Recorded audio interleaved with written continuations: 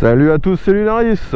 Aujourd'hui, on se retrouve pour le test du One Sports OT13.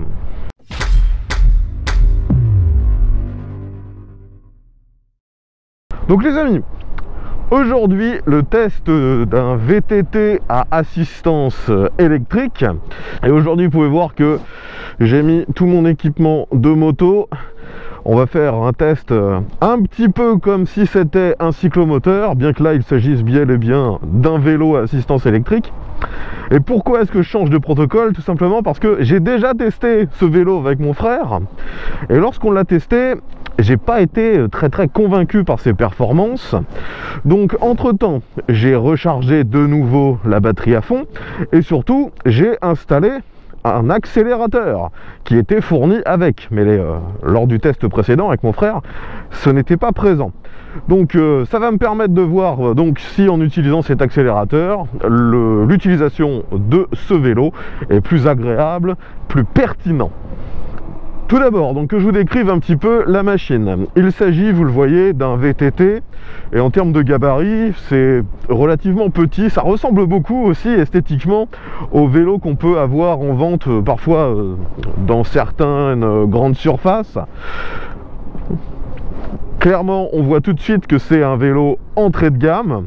Et de toute façon, je vous le dis tout de suite, son prix n'est que de 650 €, et c'est clairement son plus gros point fort.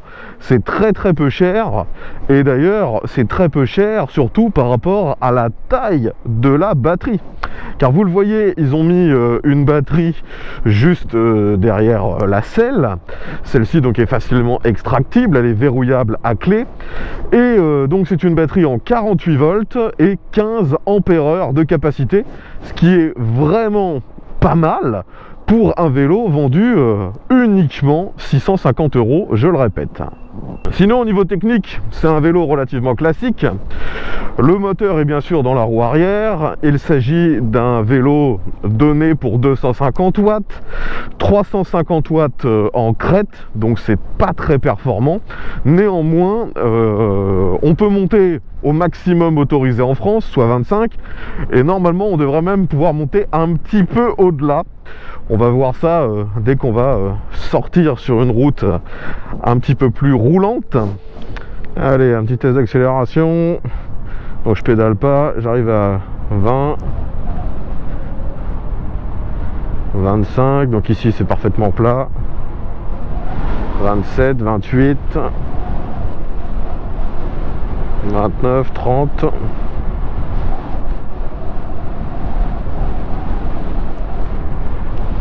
31,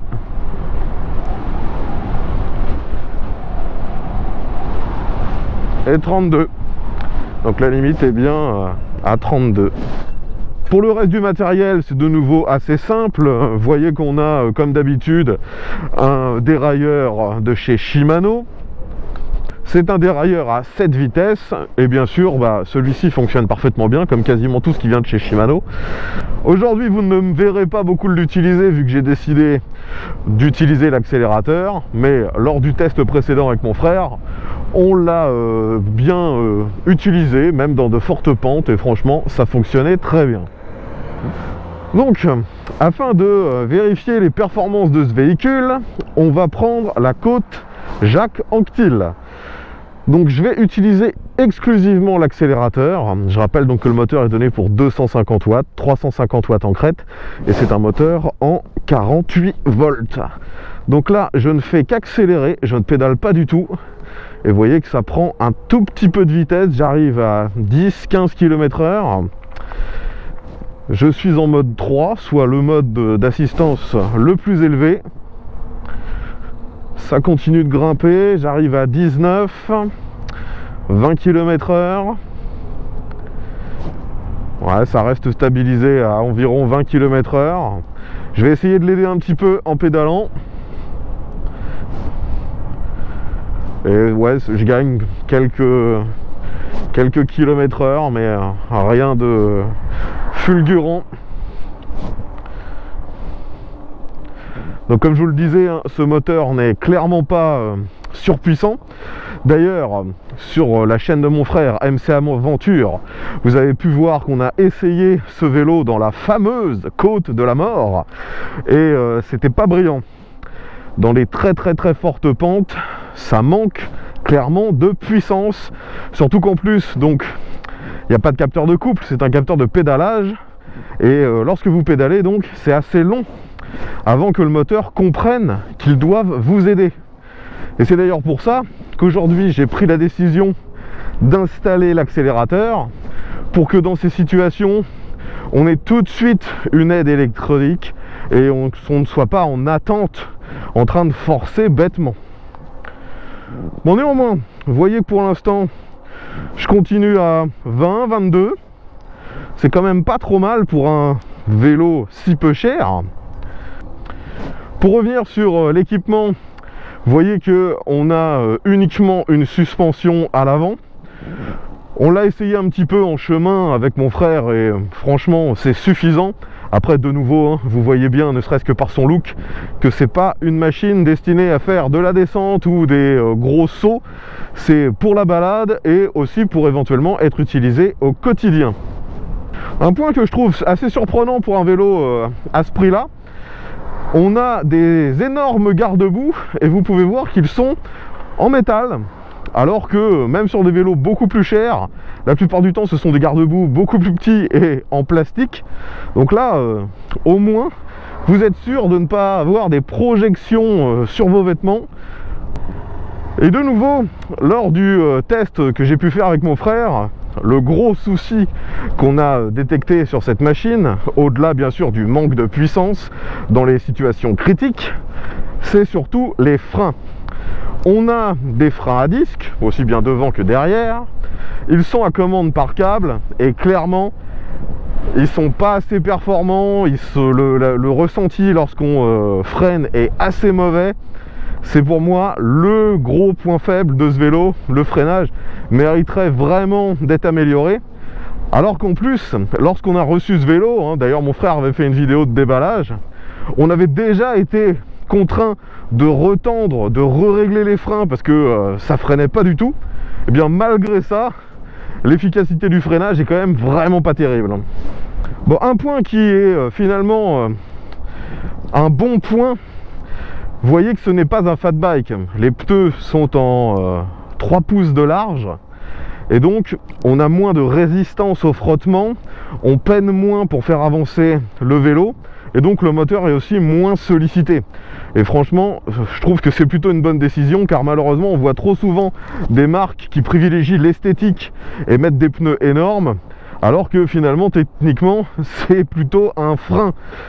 Il faut vraiment une puissance énorme pour pouvoir facilement évoluer avec des pneus type fat bike. Là, ce sont des pneus normaux et c'est bien plus cohérent. Bon, vous voyez que je continue hein, et je suis toujours à entre 20 et 25 km/h. Donc ça marche très bien. Je vais changer de direction et partir dans la forêt. Alors, ici c'est extrêmement boueux. J'essaie de passer néanmoins. Je me mets dans l'herbe. De nouveau, j'utilise que l'accélérateur. Ouais, c'est tellement boueux. J'en perds l'adhérence et le problème c'est que le vélo, bien qu'il soit avec un cadre relativement petit, cette barre ici au milieu est très haute et très handicapante quand, comme moi, vous n'êtes pas un géant. Moi je fais 1m70 et lorsque je mets les deux pieds au sol, bah, j'ai tendance à avoir les testicules qui viennent frapper la barre. C'est loin d'être agréable. Allez. Alors on va faire un test justement ici. On est en côte, une belle côte d'ailleurs. C'est boueux, j'ai la puissance au max. Le dérailleur là est sur le pignon pour la vitesse, donc je peux pas vraiment aider avec les pédales. Voyons comment ça repart.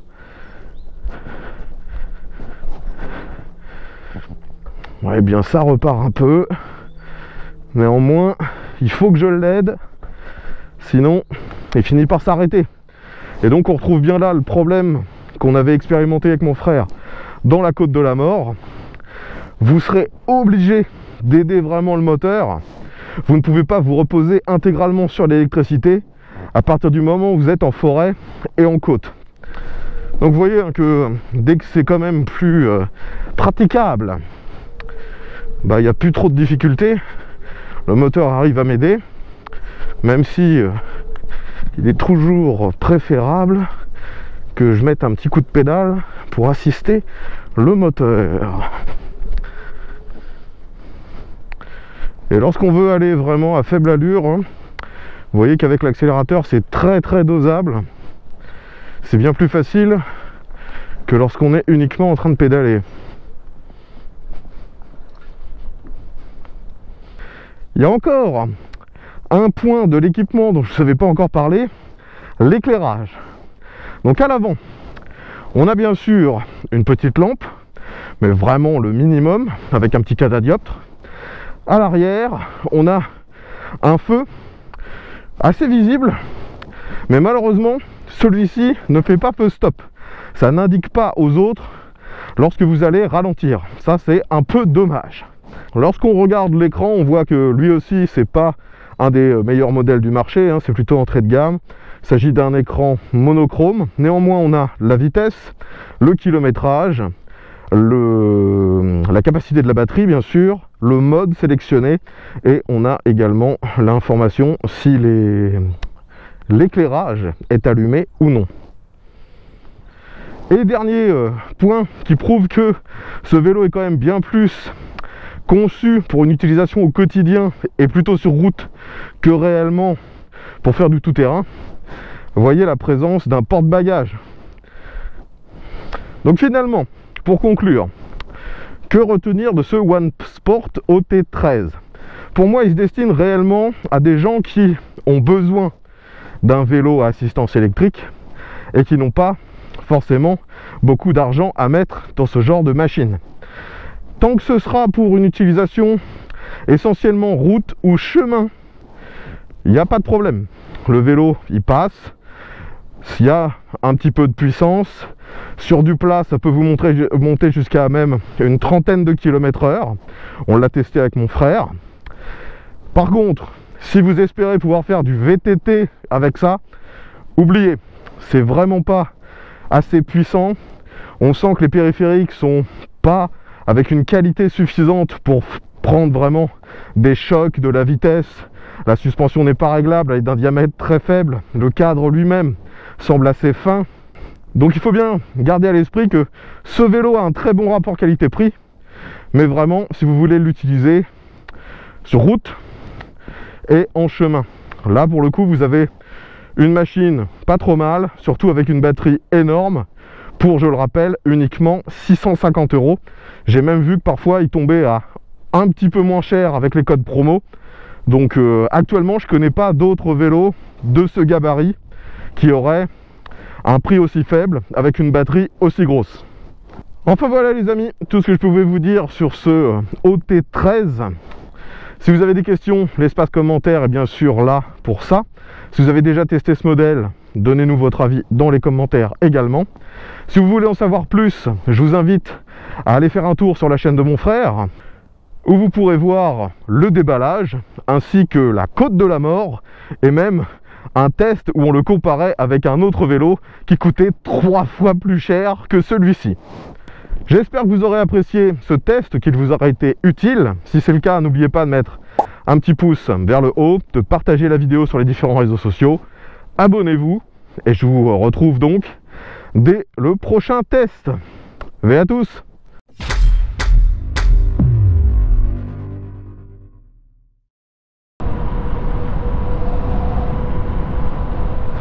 C'est même à se demander si le compteur n'est pas bloqué à 32, car là je suis en descente et j'ai l'impression de prendre de la vitesse, mais ça m'affiche jamais plus de 32.